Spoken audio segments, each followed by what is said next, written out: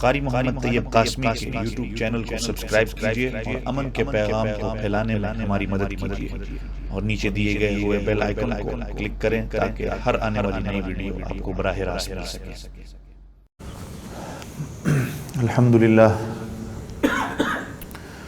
الحمدللہ نحمده ونستعینه ونستغفره ونؤمن به ونتوکل علیہ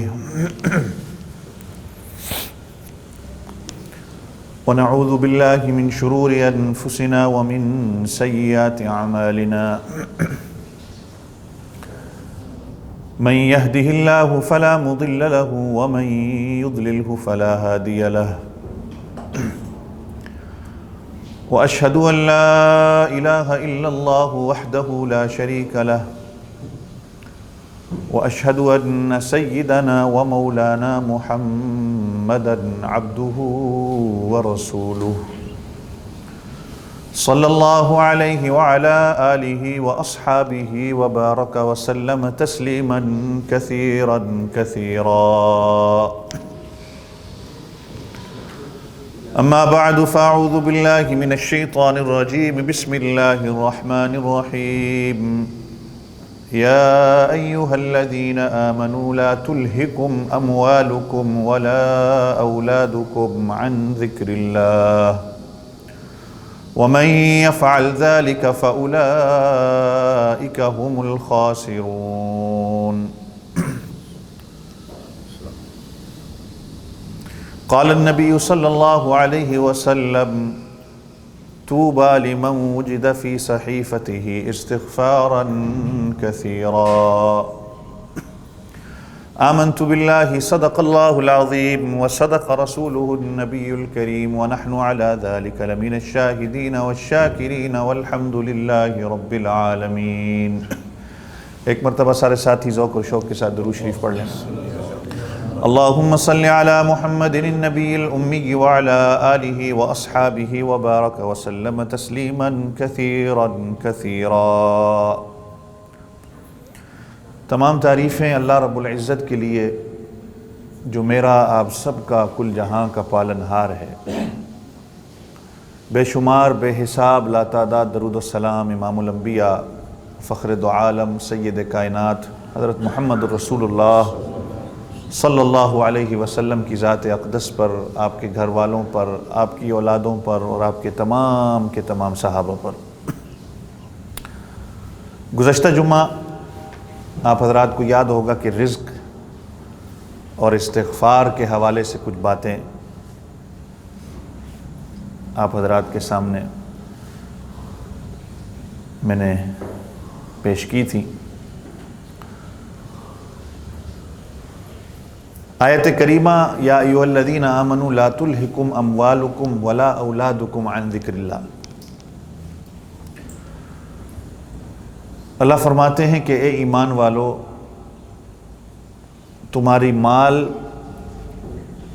تمہاری اولاد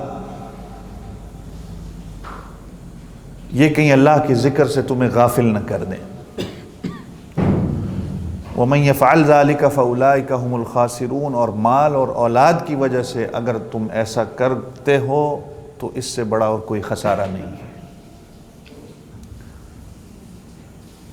آپ کو یاد ہوگا گزشتہ جمعہ میں یہ بات کر رہا تھا کہ آج مال و دولت کے پیچھے شاید صرف انسان توکل کو بھول گیا ہے، اور میں نے کہا تھا کہ تفسیر روح البیان میں لکھا ہے کہ کل عالم دنیا کے جتنے بھی ہیں اللہ نے عالم 80,000 بنائے ہیں،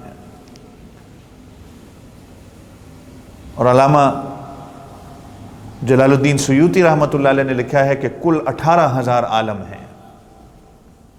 اب 80,000 ہوں یا 18,000 ہوں، ان میں مخلوق کتنی ہوگی؟ اور ان سب کی سب مخلوق کا خالق، مالک اور رازق اللہ رب العزت کی ذات ہے جو سب کو کھانا دے رہی ہے۔ اور اس میں صرف انسان ہی ہے جو اشرف المخلوقات ہے، لیکن سب سے زیادہ رزق کی وجہ سے آج پریشان بھی انسان نظر آتا ہے۔ اگر آج کسی کو آپ ملیں تو پریشانی کی جب آپ سبب پوچھیں گے تو سبب پریشانی کا یہی ملے گا کہ صاحب اولاد مانتی نہیں ہے، اولاد راہ راست پہ نہیں ہے، کہ اولاد بھی تو رزق ہے۔ گھریلو پریشانیاں ہیں، بھئی پریشانی کیا ہے؟ میری جاب نہیں ہے، بچے کی جاب نہیں ہے، شادی کروانی ہے، بچوں کی شادی کروانی ہے، فلاں ملک کا ویزا لگ جائے۔ پریشانی 99.9% جب کسی کی پریشانی کو آپ سنیں گے اس کا تعلق جو ہوگا وہ مال و دولت کے ساتھ ہی ہوگا۔ رزق کی وجہ سے انسان جتنا آج پریشان نظر آتا ہے شاید تاریخ میں کبھی ایسا نہ ہو، حالانکہ فراوانی جو رزق کی ہے وہ بھی اتنی ہی زیادہ آج کے اس دور میں ہے۔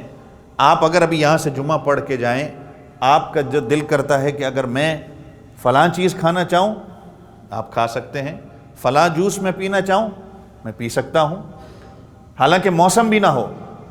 آپ کو آم کا جوس پینا ہے، آپ کو اناناس کا جوس پینا ہے، آپ کو امرود کا جوس پینا ہے، آپ آسانی کے ساتھ لے سکتے ہیں۔ مختلف دنیا کے کھانے آ گئے، مختلف ڈیزرٹس آ گئیں، میٹھا آ گیا، اور ہر دن بدن اس میں ترقی ہوتی جا رہی ہے، لیکن اس کے باوجود انسان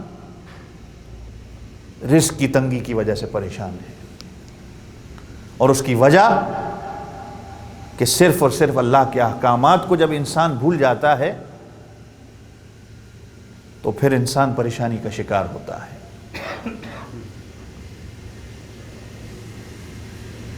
مال و دولت اچھی چیز ہے، لیکن جیسے بزرگان دین کہتے ہیں کہ مال جب آتا ہے تو مال پھر اپنے ساتھ وبال بھی لے کے آتا ہے۔ اس کی مثال جیسے کہتے ہیں نا کہ کشتی صرف پانی کے اندر چل سکتی ہے، ریت کے ذرات پہ کشتی نہیں چل سکتی، اور وہ چلے گی تب جب وہ پانی کے اوپر ہی رہے گی۔ جہاں پانی کشتی کے اندر آ گیا تو وہ کشتی ڈوب جائے گی۔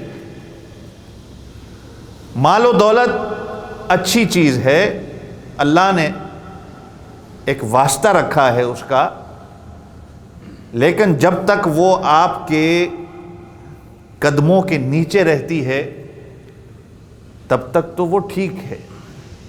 جیسے ہمارے علماء کہا کرتے تھے کہ مال سب سے بہترین خادم ہے اور سب سے برا آقا ہے۔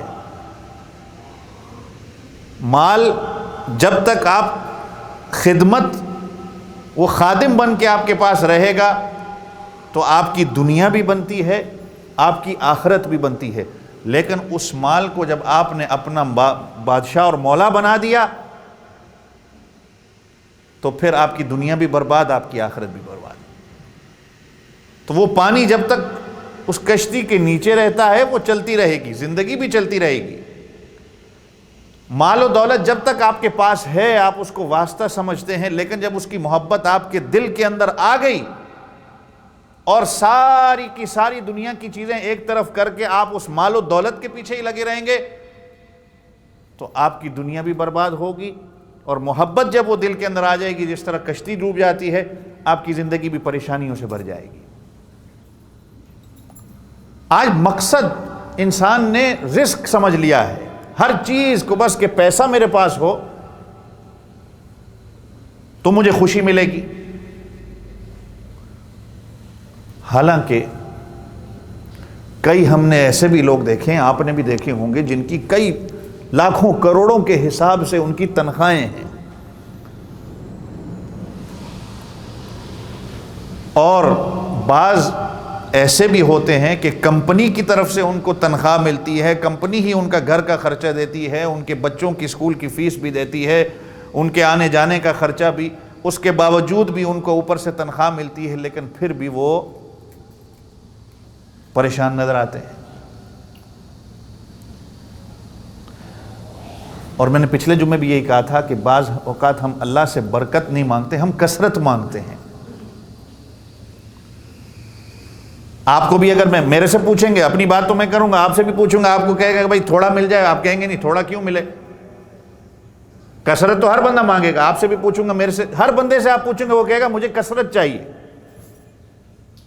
اور یہی چیز حضور پاک صلی اللہ علیہ وسلم نے فرمائی تھی کہ مال اگر کم ہوتا ہے تو یہ کفر کی طرف لے کے جاتا ہے، زیادہ ہو جاتا ہے تو انسان کو ہلاک کر دیتا ہے۔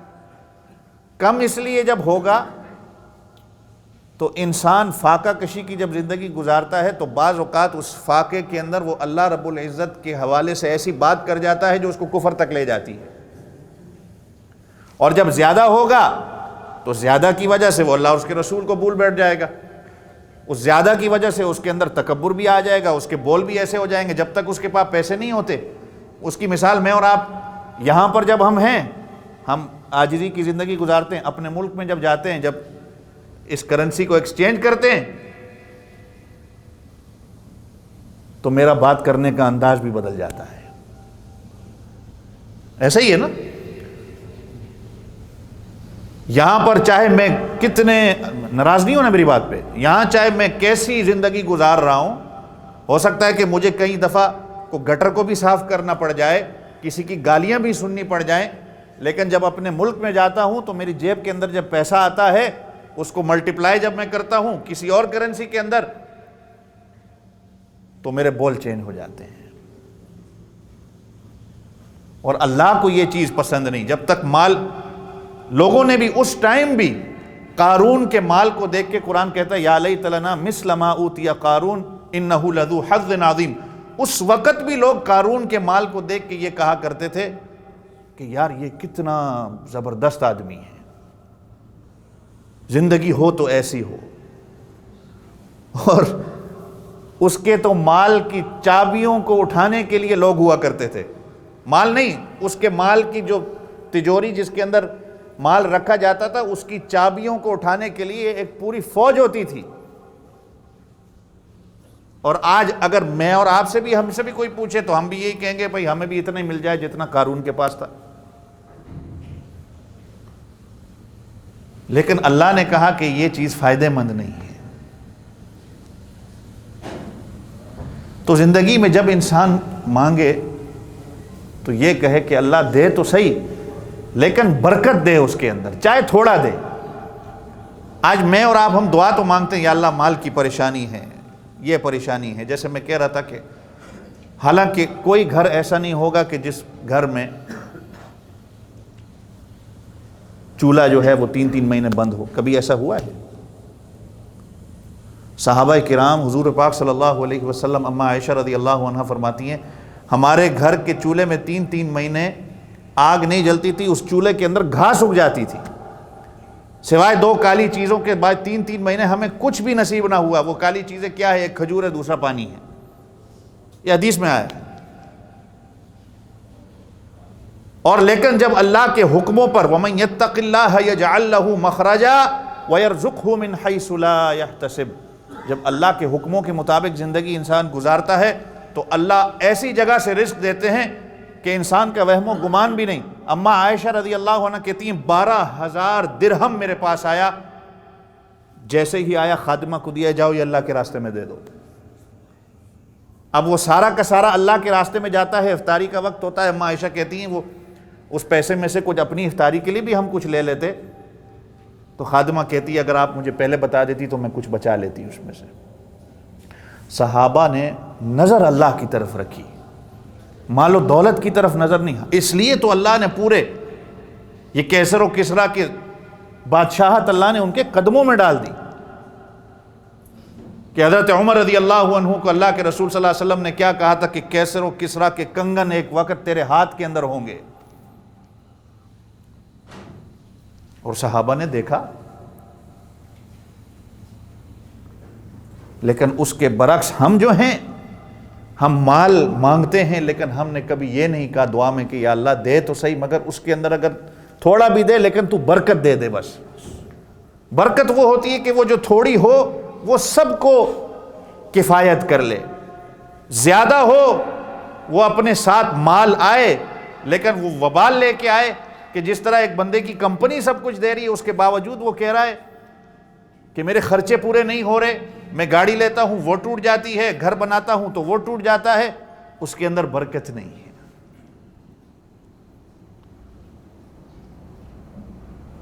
اور جب اللہ دیتا ہے تو وہ سمجھتا بھی یہی ہے کہ یہ اللہ کی دین ہے، اپنی محنت نہیں وہ اس کے اندر سمجھتا کہ یہ میری محنت کی وجہ سے۔ آج دہریہ جو ہے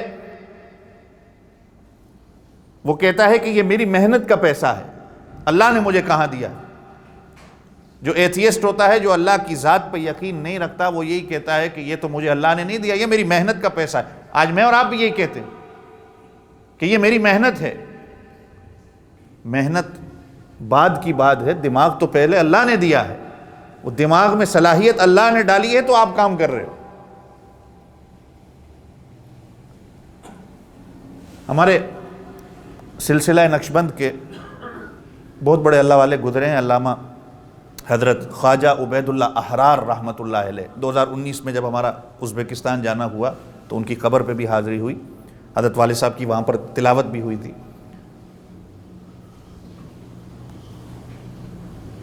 جس طرح آج یہ ہم میں سے بعض کی جیسے اپنے علاقوں میں مارکیٹیں ہوتی ہیں نا، دکان کرائے پہ دیتے ہیں ہم لوگ، ان کا یہ بھی تھا، زراعت بھی تھی، جگہ جگہ ان کی پورے ازبکستان میں آپ کہا جائے تو ان کی زمینیں تھیں، لیکن تھے ولی اللہ۔ مال کی طرف جس طرح ہمارا آج دھیان ہے، اگر ہمیں مل بھی جائے اس کے بعد پھر ہم چھپاتے ہیں، وہ نہیں۔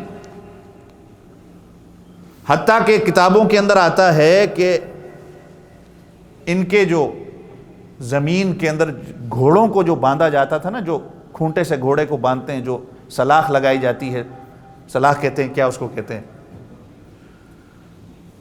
بعض اوقات وہ لوہے کی نہیں ملتی تھی تو سونے کی سلاخ کے ساتھ گھوڑے کو باندھا جاتا تھا۔ اتنا اللہ نے مال دیا، لیکن کبھی اس مال کی طرف رغبت، اس مال سے محبت۔ تو ایک مرتبہ ایک اور بزرگ تھے مولانا جامی، اس علاقے کے، ان کو تعلق قائم کرنا تھا، بیعت کرنی تھی، تو بیعت کرنے کے لیے ان کے علاقے میں آ گئے کہ میں جا کے حضرت سے بیعت کر لوں۔ اب جب وہ اس علاقے کے اندر آئے تو دیکھتے کیا ہیں کہ بھئی یہاں تو دنیا کی ریل پیل ہے، قالین بچھا ہوا ہے، گھوڑے جو بندھے ہوئے ہیں، ایک سونے کی وہ جو میخیں ڈلی ہوئی ہیں۔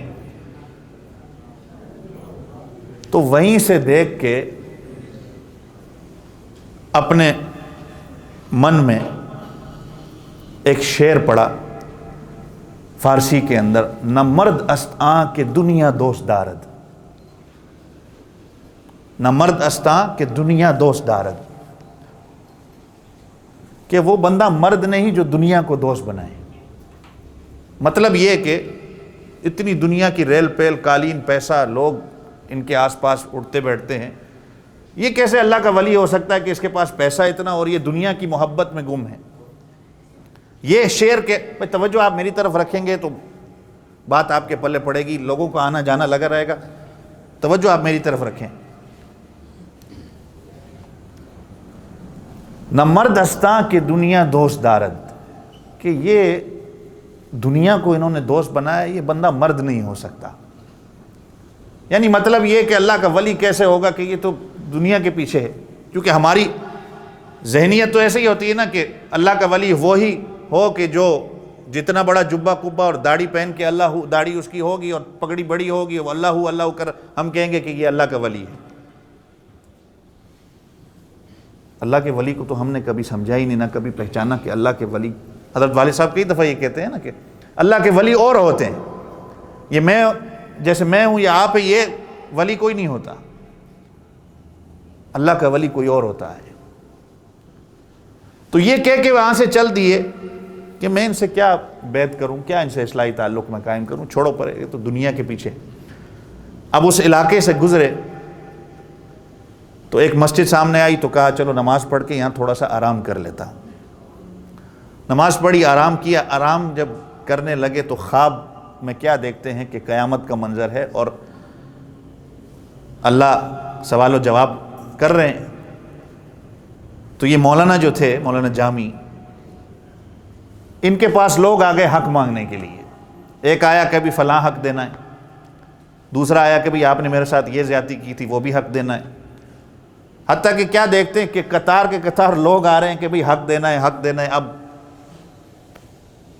وہاں تو کرنسی نیکیوں کی ہوگی نا، کوئی دنیا کی کرنسی تو وہاں نہیں چلے گی۔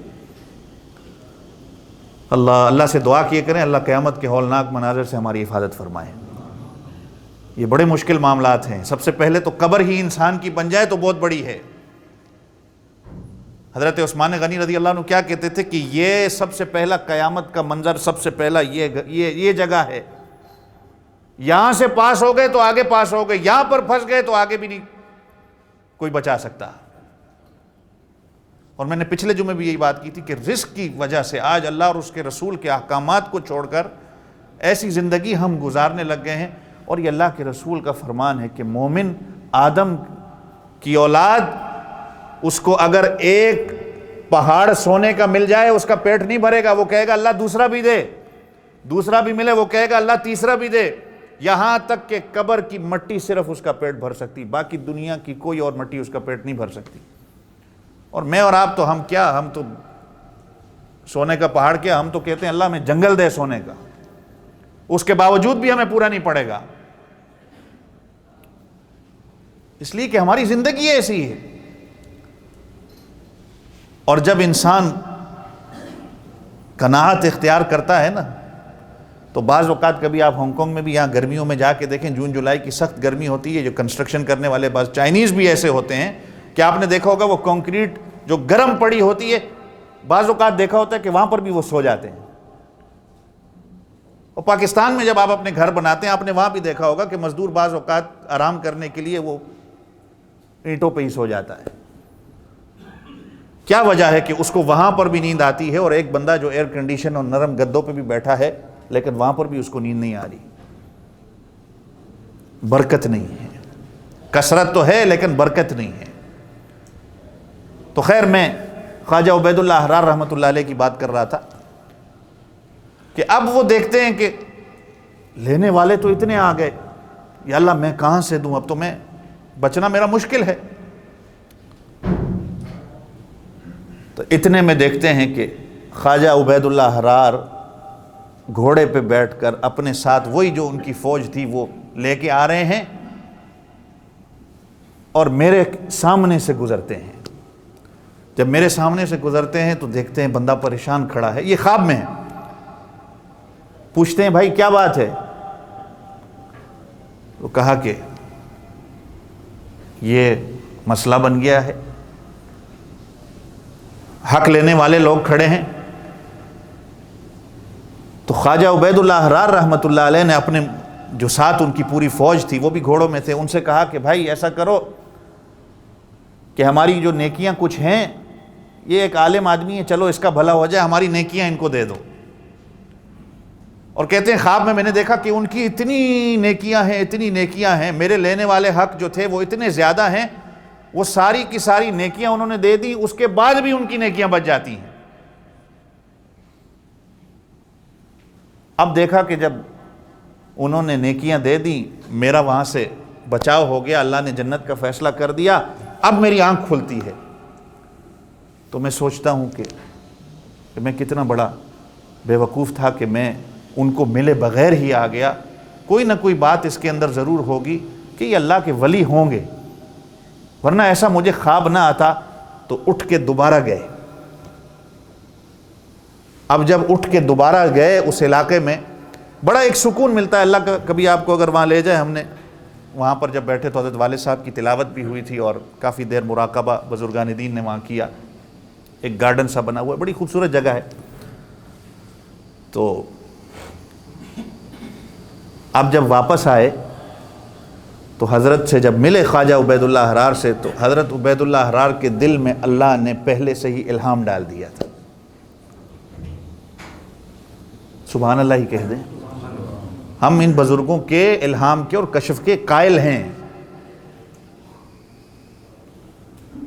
تو خواجہ عبید اللہ احرار رحمۃ اللہ علیہ نے کہا کہ تعلق بیت بعد میں، پہلے یہ بتاؤ کہ جب یہاں پہلے آئے تھے شعر کیا پڑھا تھا؟ آئے ہائے ہائے، یہ بتاؤ کہ شعر کیا پڑھ کے گئے تھے؟ مولانا نے کہا میں نے کوئی شعر نہیں پڑھا تھا، بس میں ویسے ہی دیکھ کے. نہیں، کہا کہ آپ نے کوئی بات ضرور کی تھی. جب بہت اصرار کیا تو مولانا جامی نے کہا میں نے کیا کہا تھا کہ نہ مرد استاں کہ دنیا دوست دارد. وہ بندہ مرد نہیں جو دنیا کو دوست بنائے. تو حضرت خواجہ عبید اللہ احرار نے جواب کہا اگر دارد برائے دوست دارد. سمجھے نہیں؟ اگر دارد برائے دوست دارد، اگر اللہ دے تو وہ بندہ اپنے دوست پہ خرچہ کرے. دوست کون؟ وہ اللہ کی ذات. اگر مال اللہ دیتا ہے، آپ سمجھے کہ میں یہ ساری ریل پیل جو آپ نے دیکھی کہ میں یہ اپنے لیے کر رہا ہوں، میں جو مجھے یہ سب ملتا ہے وہ سب کا سب میں اللہ کے نام پہ دے دیتا ہوں. سب کا سب اللہ کے نام پہ دیتا ہوں. آج تک میں نے اپنے لیے کچھ نہیں رکھا. یہ اللہ نے جو کچھ دیا ہے میں نے سارا اللہ کے راستے پہ لگایا ہے. اگر دارت برائے دوست دارت، اگر اللہ دے تو وہ اپنے دوست کی خاطر خرچ کیا ہے. کچھ سمجھے؟ رزق جب انسان اللہ کو دیتا ہے تو کبھی انسان دیکھیں، جیسے میں نے پچھلے جمعے کہا تھا نا، الا وان النفس لن تموت حتى تستكمل رزقها. حضور صلی اللہ علیہ وسلم نے فرمایا انسان کو اس وقت تک موت نہیں آ سکتی جب تک اس کا رزق مکمل نہ ہو جائے. جب رزق انسان کا مقدر ہے، اس کو پتا ہے کہ اللہ نے دینا ہی اتنا ہے، موت نہیں آ سکے گی، تو انسان اس زیادہ کثرت کی خاطر ایڑی چوٹی کا زور لگا کے اللہ کے حکموں کو بھی توڑے، دھوکہ بھی دے لوگوں کو. آج اللہ کے رسول صلی اللہ علیہ وسلم کی حدیث سنا دیتا ہوں. آپ صلی اللہ علیہ وسلم نے فرمایا، صحابہ سے پوچھا کہ عقل مند کون ہے؟ آپ سے پوچھوں گا عقل مند کون ہے؟ آپ کہیں گے وہ جو جتنا زیادہ چال باز ہو وہ عقل مند ہے. جو جتنا زیادہ گورنمنٹ کو بیوقوف بنائے، آپ کہیں گے یہ بڑا چالو آدمی، یہ بڑا تیز آدمی ہے، دماغ ہے اس کے پاس. ایسے ہی کہتے ہیں نا کہ اس نے دیکھو کیسے کیسے جھوٹ بول کے ایسے ایسے کام کر لیے، یہ بڑا تیز آدمی ہے، یہ بڑا عقل مند آدمی ہے. حالانکہ وہ سب سے بڑا بیوقوف ہے. وہ اپنے آپ کو دھوکہ دے رہا ہے، اللہ اور اس کے رسول کو دھوکہ دے رہا ہے.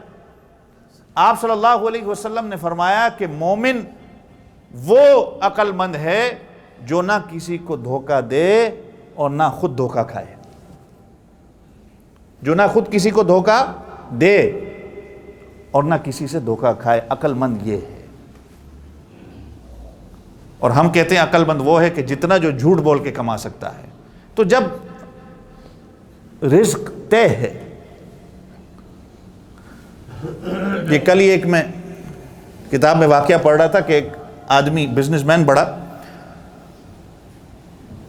اس کے بچے نے شرارت کی. وہ چنے جو کھا رہے ہوتے ہیں نا، چنے ایسے اوپر ہوا میں پھینکتا تھا تو وہ منہ میں ڈالتا تھا، جس طرح لوگ کرتے ہیں، بچے کرتے ہیں. تو وہ چنا کوئی جو ہے نا اس بچے کی ناک کے اندر گھس گیا.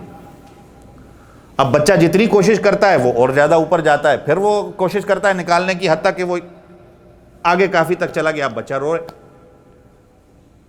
اب والد کی میٹنگ بھی تھی آگے اور فلائٹ لے کے دوسرے شہر میں بھی جانا تھا. اب وہ گھر آتا ہے، والد دیکھتا ہے بچہ رو رہا ہے اتنا. ماں نے کہا کہ اس کو ڈاکٹر کے پاس لے کے جاؤ. اس نے کہا میرے پاس تو ٹائم نہیں ہے، میں اپنی میٹنگ کے لیے جا رہا ہوں، اور میں نے جہاں میٹنگ ختم کرنی وہاں میرا ایک رشتہ دار بھی ہے، وہ ڈاکٹر ہے، اس کے پاس میں اس کو لے جاؤں گا.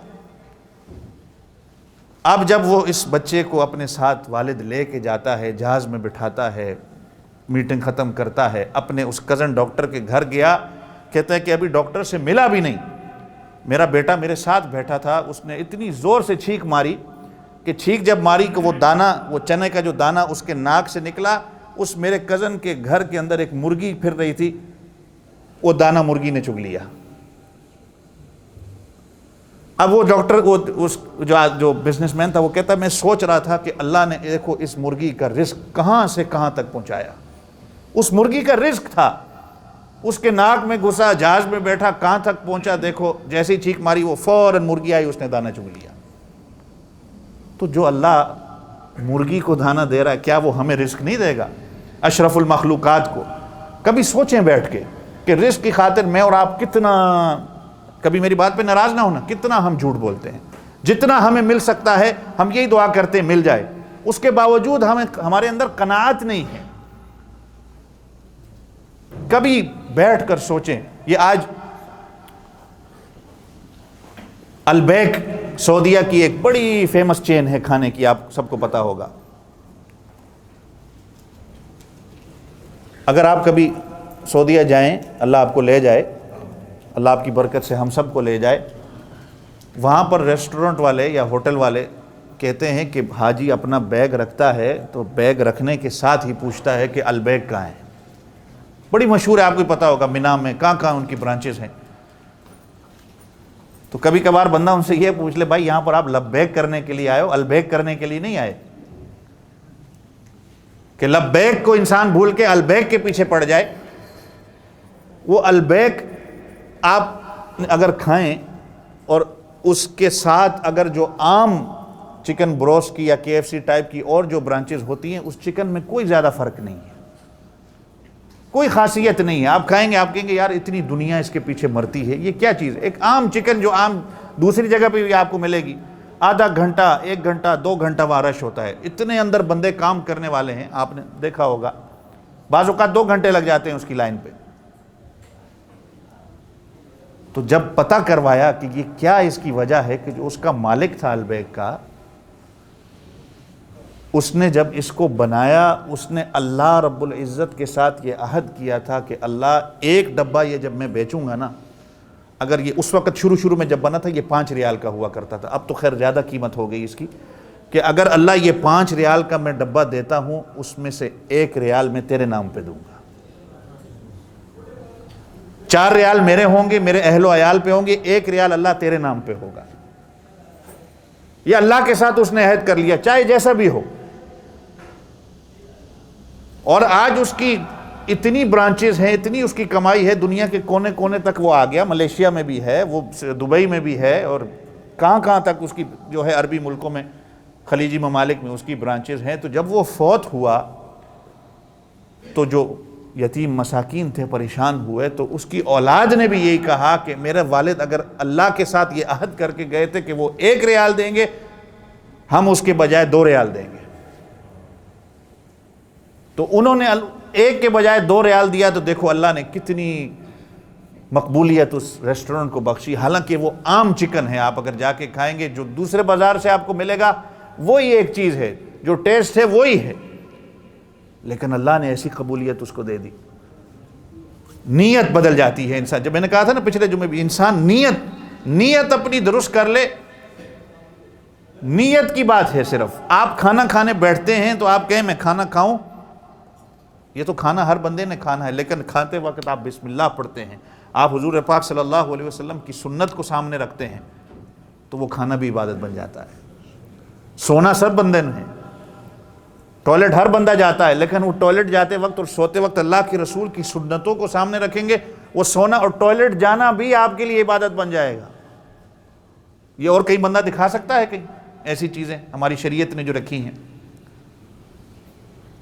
تو اللہ رب العزت سے دعا کیا کریں کہ رزق اللہ دے، ضروری ہے، کیونکہ اگر نہ ہو تو انسان کو یہ کفر کی طرف لے جاتا ہے، لیکن وہ رزق ایسا ہو کہ اللہ تو اس کے اندر برکت دے، اور جتنا دے اس میں سے میں کچھ حصہ تیرے نام پہ دوں، اس طرح صحابہ نے کیا کہ ان کی نظر اللہ پر تھی، اللہ نے مال و دولت ان کے ڈھیر لگا دیے ان کے قدموں پہ، لیکن کبھی تکبر نہیں آیا۔ آج میرے پاس 2 مال زیادہ آ جاتے ہیں تو میرا بول بدل جاتا ہے، میرے اندر تکبر آ جاتا ہے، میں دنیا والوں کو کچھ سمجھتا نہیں ہوں، تھوڑا سا مال زیادہ آ جائے تو۔ اپنی اصلیت کو انسان، اپنی حقیقت کو پہچانے کہ میں ہوں کیا، اور یہ دین صرف اس کی ہے۔ اللہ رب العزت مجھے آپ سب کو عمل کرنے کی توفیق عطا فرمائے۔ کچھ باتیں رزق کے حوالے سے اور رہ گئی تھیں تو انشاءاللہ زندگی رہی تو اگلے جمعہ اور آگے آپ حضرات کے سامنے ذکر کر دیں گے۔ اللہ سے دعا کیا کریں کہ اللہ تعالیٰ سارے بیماروں کو شفاء کاملہ عاجلہ مکمل عطا فرمائے، جتنے بھی بیمار ہیں۔ حضرت والد صاحب کے لیے میں نے پچھلے جمعے بھی کہا تھا، ان کے لیے بھی دعا کریں، ان کی بھی طبیعت کچھ دنوں سے ٹھیک نہیں ہے، دل کی جو مسئلہ ہے ان کا وہ زیادہ پریشانی والا تھا، لیکن اللہ تعالیٰ اپنے کرم سے، رحمت سے اس کو آسانی میں تبدیل کر دے، اور گھروں میں، ہسپتالوں میں جتنے ساتھی بیمار ہیں اللہ تعالیٰ تمام کو شفاء کاملہ عاجلہ مکمل عطا فرمائے۔ جن دوستوں نے اپنی موتا کی دعاؤں کے لیے کہا ہے، دعا کریں اللہ تمام کے مرنے والوں کو جنت الفردوس میں اعلیٰ مقام عطا فرمائے، اور میں اور آپ بھی یہ دعا کیا کریں کہ اللہ ہمیں سب کو مرنے سے پہلے موت کی تیاری کرنے کی توفیق دے۔ یہ بھی حضور پاک صلی اللہ علیہ وسلم ایک حدیث جو یہ میں نے پڑھی کہ عقل مند وہ جو نہ کسی کو دھوکہ دے نہ دھوکہ کسی سے کھائے، وہ مومن عقل مند ہے۔ اور نبی علیہ الصلوۃ والسلام نے ایک یہ فرمایا کہ عقل مند وہ کہ جو اپنی زندگی میں اپنی مرنے کی تیاری کر لے، کیونکہ آخرت ہی اس کے لیے سب کچھ ہے، اصل زندگی اس کی وہی ہے، یہ عارضی ہے اس کے لیے۔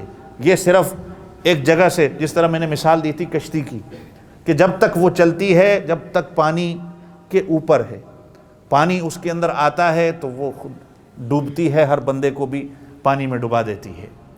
مال، یہ ساری چیزیں دنیا کا ایک واسطہ ہے، اس کے ساتھ تعلق انسان نہ بنائے۔